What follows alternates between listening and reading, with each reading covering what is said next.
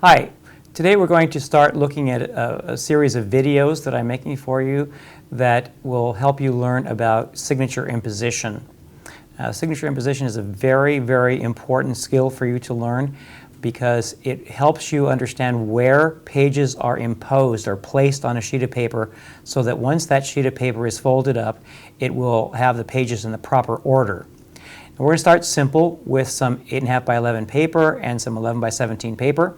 So we are going to use that paper today to make 5 different kinds of folds: a letter fold, an accordion fold, a French fold, a gate fold, and a double gate fold. We're going to make, during the course of the next couple of videos, a portfolio. Imposition examples with your name. Decorate it any way you'd like. A binder, maybe an inch or so thick. Inside, have some page protectors, some empty page protectors. In order to get through this video today, you will need to have some 8.5 by 11 paper and some 11 by 17 paper. Also have a pen that writes well on paper, and we're not going to use it today, but you will need in the next video a ruler. All right, so get that available. If you need paper, please stop by the Image Transfer Lab and ask our lab manager for it, and he can get you whatever you need. Okay, so the first fold we're going to do is very simple. It's called a letter fold, and we'll take a sheet of 8.5 by 11 paper, and we're going to fold it about 1/3 of the way over. You don't have to measure anything at this point, and then fold it this way. All right, this is a letter fold. Very simple. All right, in case of a letter fold, the letter on the inside would have the letterhead and the address, okay? Then there's a letter that would be inside with a signature at the bottom. Now, the letter fold has positive and negative attributes. First of all, on the positive side, when you fold this up, the letter itself is on the inside of the paper, meaning that you can't really see too much through the outside. It does provide a measure of security, especially if you take this and put it inside a regular envelope. So it provides you with security. On the negative side, the address is on the inside too. That means that you would have to put on the outside of the envelope the address to whom this letter is going. It doesn't show through a window, for example. So that is a letterhead, a letter fold, and it should be marked letter fold, 2 words, all right? And then we're going to put it inside of our portfolio. Okay, so let's say that we have a letter that is more than 1 sheet of paper, that's longer than 1 page. So let's make multiple letter folds.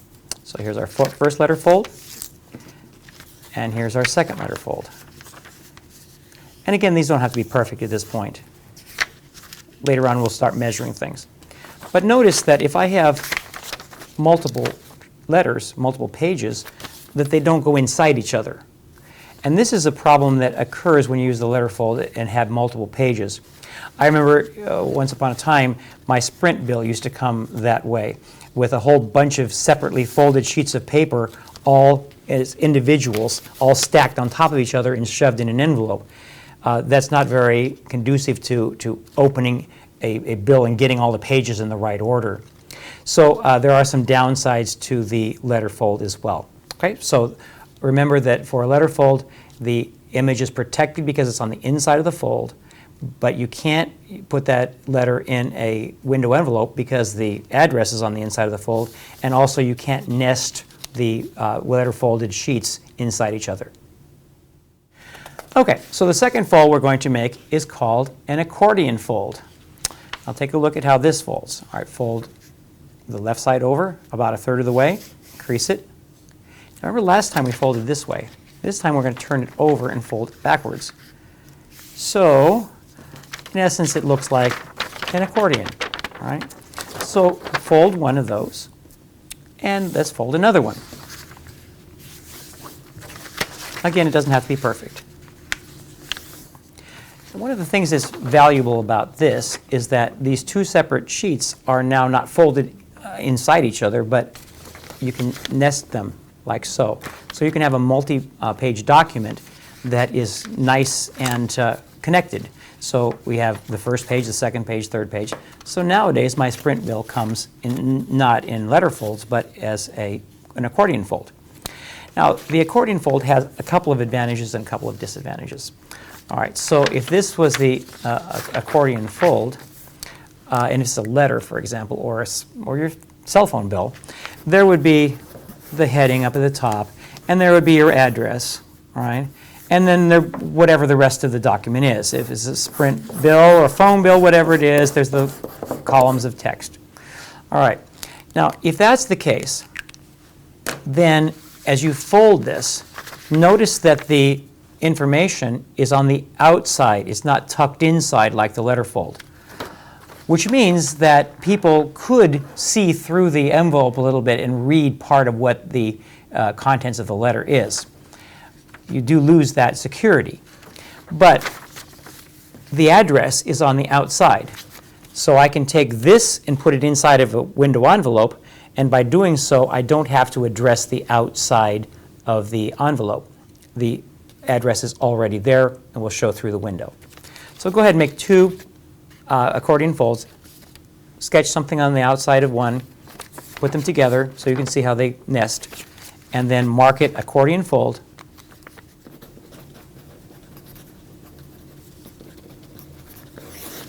And put it inside the Imposition examples binder.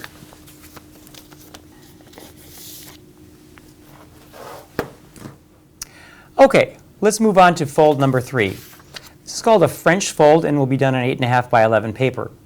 French folds are particularly important for fancy invitations and greeting cards that are printed on paper that is translucent. Sometimes that paper is called vellum. Translucent paper is very pretty and elegant, like I say, but it allows the ink from one side of the sheet of paper to show through to the other. Thus, if you have both sides of the paper printed, the image from one side interferes with the image on the other side.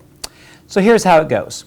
We're going to take a sheet of 8.5 by 11 paper, and we're going to set it so it's horizontal, so that the wider side is across.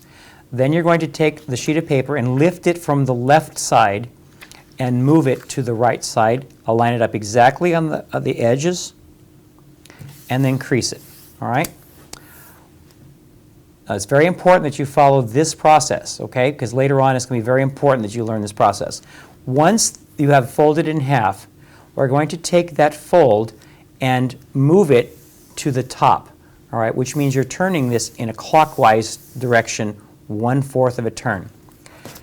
At this point, we're going to fold this over exactly in half and crease it. Now, let's pretend that this is a fancy Valentine's card. So on the cover, there will be the heart, okay? Happy Valentine's Day.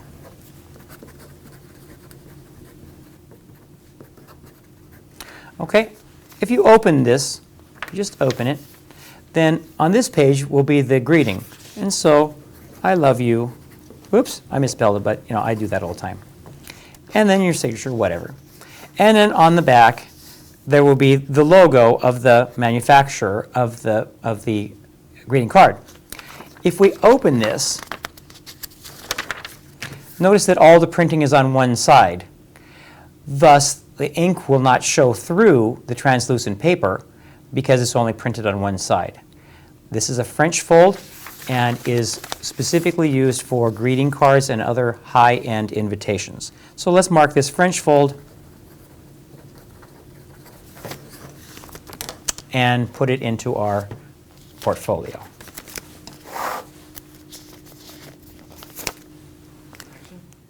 Okay, let's move on to fold number 4. For this fold, we're going to need a sheet of 11 by 17 paper. And again, you can always get this from our image transfer lab. This is called a gate fold, and it has a particular use, and I'll show you what it's used for in a minute. In essence, it looks exactly like a letter fold. So let's do a letter fold with this. It's a little bit longer than what we're used to because it's a bigger sheet of paper, but we're going to go ahead and make a letter fold. Looks familiar, huh?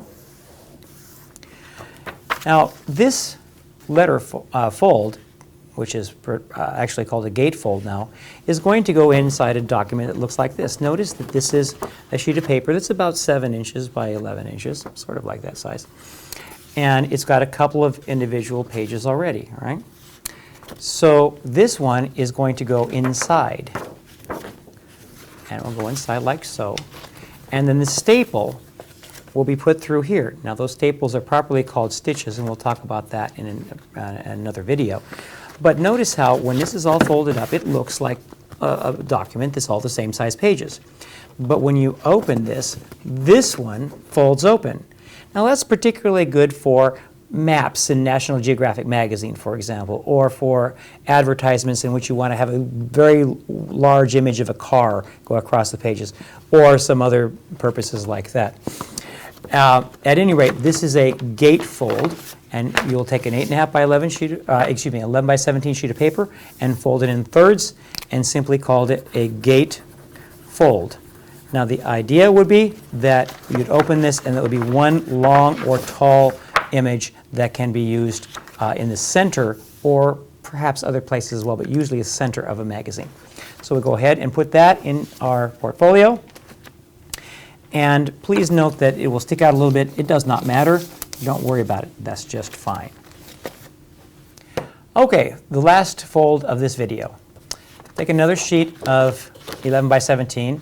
And with this sheet, we're going to make a double gatefold. All right, double means two gates. So here we go.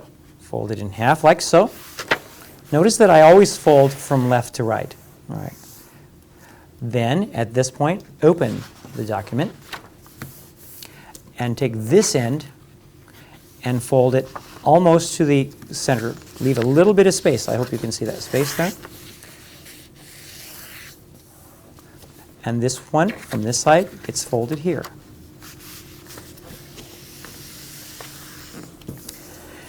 At this point, if this was going to go in the center of a booklet like this, then when it would be stitched in the middle, all right? And you can now open to have 4 pages. All right, so it opens like so, all right? Now, the issue about double gatefolds is that they are not very common. They're very attractive in many ways, but you also, because they're not used very often, you have to make sure that the folding machine that is going to be used to fold a document is capable of making that fold. A number of years ago, I created a brochure for our program and made it a double gatefold like this. The idea was going to be that this page would be a return reply business card, or postcard, I should say, a return reply postcard. And people would tear it off. So there was a perforation here so they could tear it off and put it in the mail. And they would still be left with a full 6-panel brochure. All right. Problem. This is the cover, isn't it? So we're going to put on here the double gate fold. All right, double gate fold. And this is the cover. Now, when somebody picks this out of a literature rack and opens it, what I noticed when I created that brochure and used it is that people would open it and look at it and notice that the cover is in the middle panel. It's really in the wrong place. And the other thing that happens is that people will try to fold it back and not be able to fold it together properly. Just like if you've ever had a printed map and try to fold it up, how difficult it is to try to fold that map up. In the same way, this double gatefold becomes a little bit difficult to use. Now, the other problem that I had with this brochure is that notice how I folded that very easily by hand, but there are not many machines that can actually do that. So here in Houston, at the time that I created this brochure, there was not one folding machine anywhere that I could use or to send the job out to be done that could fold this double gatefold. So my son Patrick and I spent many nights in front of the TV in the evenings folding brochures. If you were going to put this inside of a booklet, though, like I showed you with a regular gatefold, it makes a really nice, big document, which would be great for a map or for a large image or a large photograph in the middle of a magazine. But beware that there are certain circumstances when machines cannot create this, cannot do this fold, and in that case, you have to do it by hand. Who's going to spend that kind of money? Okay, in this video, we made several different folds and to begin our journey of learning about signature imposition. In our portfolio, we have, first of all, our letter fold, then our accordion fold, our French fold, the gate fold, and the double gate fold. See you next time.